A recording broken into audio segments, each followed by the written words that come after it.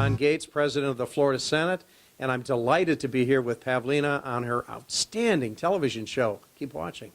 Hey everyone, this is Pavlina from Pavlina's Kids Plays, and I'm on location in Tallahassee with Senate President Don Gaetz. Hello. Hi, it's great to be on your show. Thanks so much for being here and being part of the Senate this week. Yes, well, thank you for having me. So how are you doing? I'm doing well. We've started our session. We're busy. We're moving a lot of bills through the process, and so far it seems to be smooth. Awesome, that's great. That's really good. So as a kid, what helped you prepare to be doing what you're doing now? Well, when I was like 11, 12, 13 years old, my dad was in politics. My father was. He was the mayor of our small town.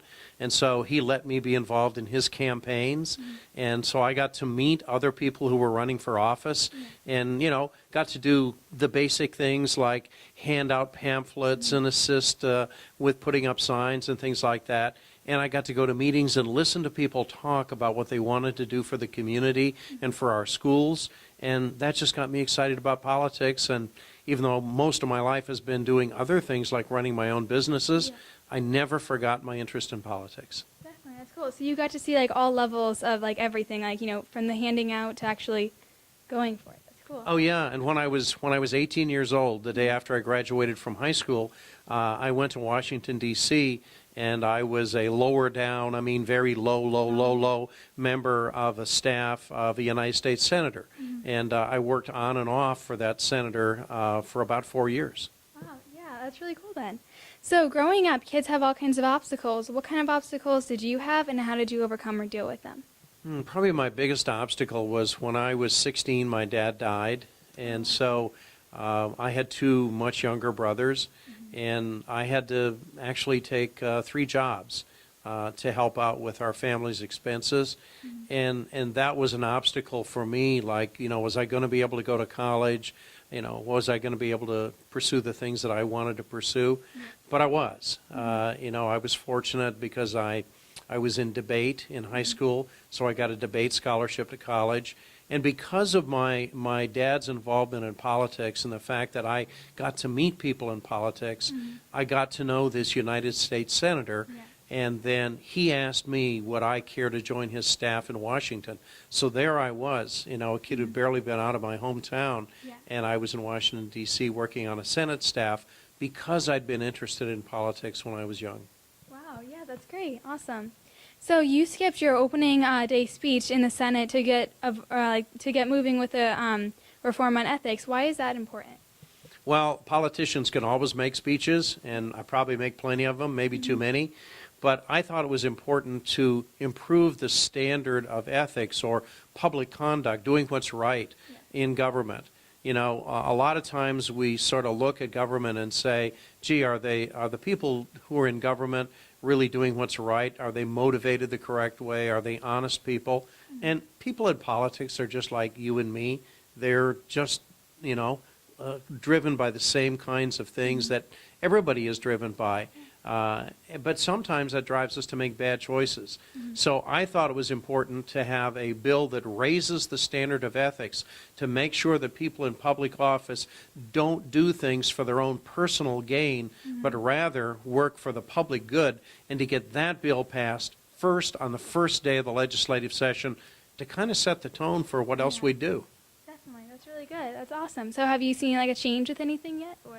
Yeah, we already have. We now have rules in the Senate that say that if somebody is going to gain or lose by a bill that's coming up, that if they're going to personally gain or lose, they can't vote on the bill.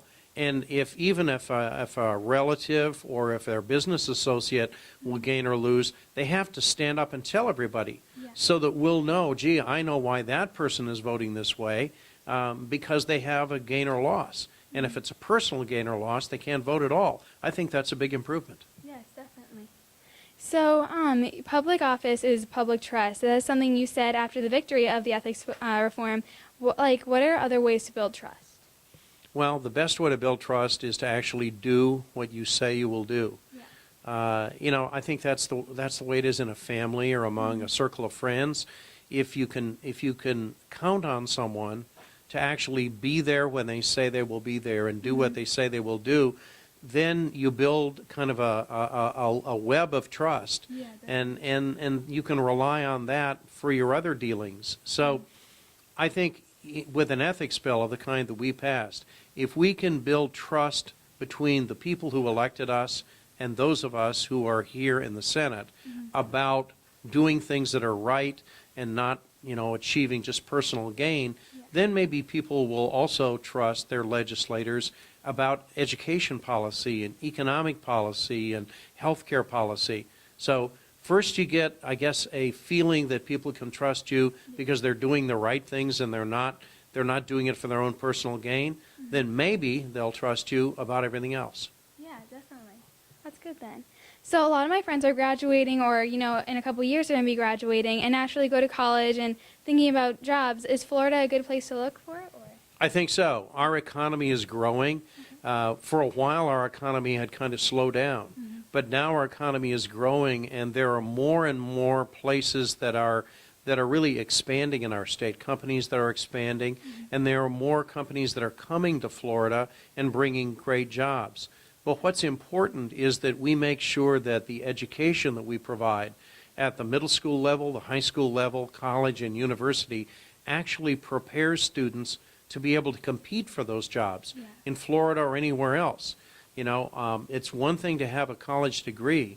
It's another thing to have a college degree in a field and from a college and university that will be respected and that will let you get a job in the real economy. So we have bills that we're considering in this legislative session to tie education closer to the realities of the economy, to give our colleges and universities and high schools incentives, financial incentives, to make sure that the courses they teach will help prepare students better to really compete for those jobs in our economy.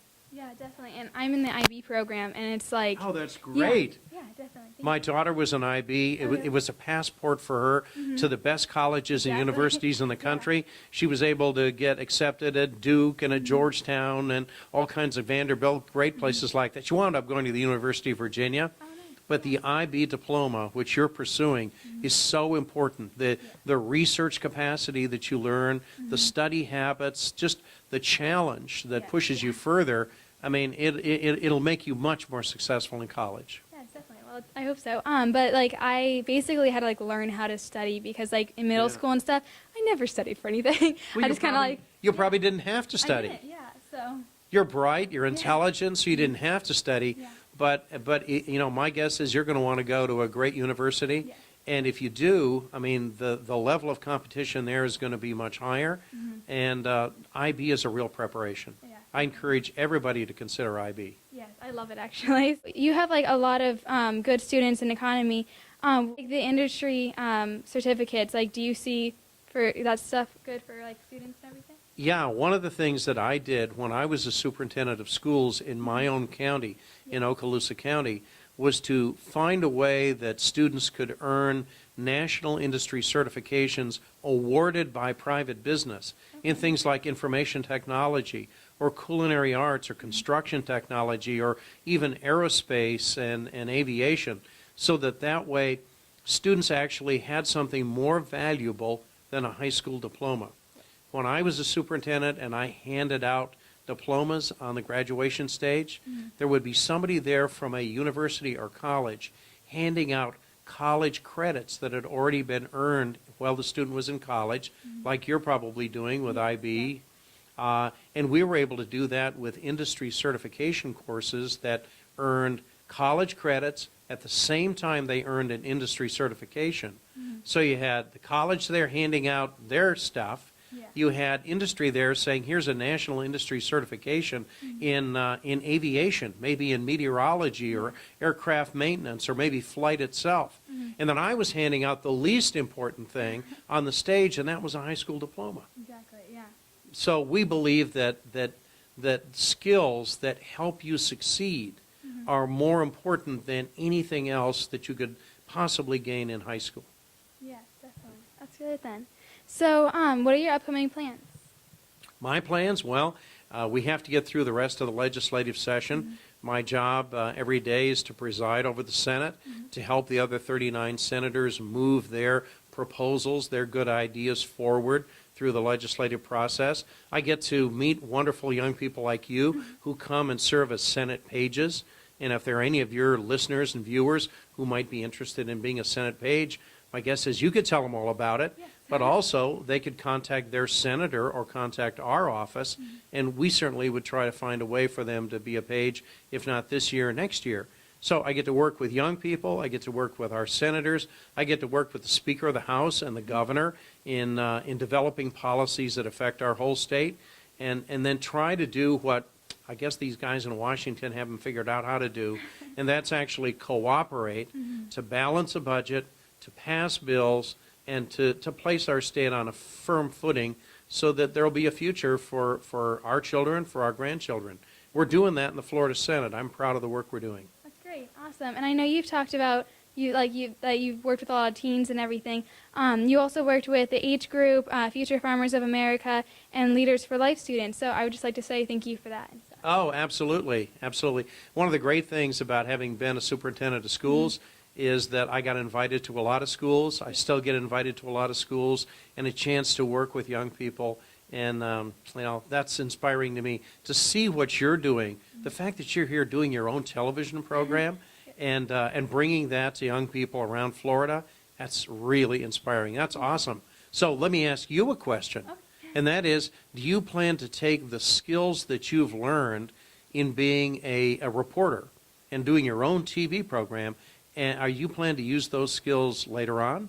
Yes, I definitely want to use everything I've learned, and I've talked to a lot of different people, and I've learned a lot from all of them, and I definitely want to use everything they've taught me and everything I've gotten from experience in my career, which is entertainment, basically everything in the entertainment business, but also journalism stuff. So. Well, my daughter is a producer at NBC News in New York. Really? At Oh my 30 gosh. Rock. Yeah. She rides up on the elevator with Tina Fey. Oh my gosh, that is so cool. So, Yeah. and she's, she started as a high school journalist, working in her high school newspaper, and then also did a little bit of TV stuff. Yeah. So, you could be the next person at NBC News. That'd be awesome. Yes, well, thank you so much for talking to me. Thank you so much. It's great to have you here in the Senate.